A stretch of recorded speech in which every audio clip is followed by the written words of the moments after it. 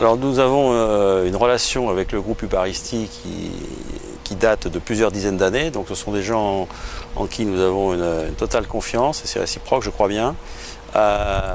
Ils étaient juste de l'autre côté du Pays Basque, côté espagnol. On a pensé que réunir la communauté basque n'était pas forcément une mauvaise idée en termes socio-économiques d'une part et puis comportemental et relationnel d'autre part.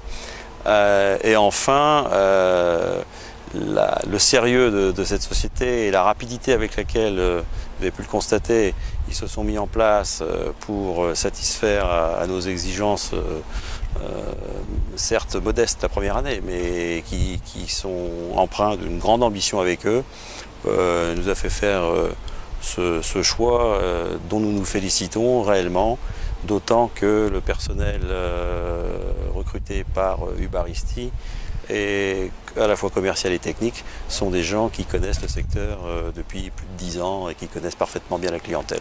Alors certes, c'est une première, comme vous avez pu le constater, d'avoir un distributeur d'un territoire extérieur à la France qui s'installe en tant que concessionnaire en France.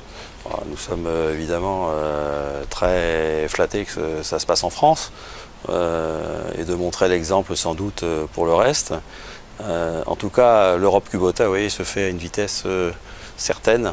Nous pensons tous aux mêmes choses, mais nous n'en parlerons pas aujourd'hui. C'est un 36e contrat de concession. Nous avons effectivement un maillage tout à fait exceptionnel et unique pour cette activité de vente de mini-pelles en France. Il n'y a pas d'équivalent. Et je dois dire qu'avec cette implantation d'Hubaristi France, nous allions à la fois, je dirais, le maillage quantitatif et le maillage qualitatif qui n'est pas le moindre. On serait assez d'accord pour que l'année se soit arrêtée au 30 juin, puisque jusque-là, tout était au vert.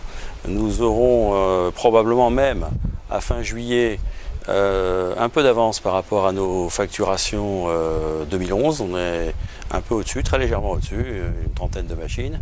Cela étant, il convient quand même de dire que le carnet, lui, n'est pas au même niveau que l'année dernière à la même époque, ce qui nous laisse augurer d'une deuxième partie d'année certainement moins dynamique. Alors, dans quelle proportion?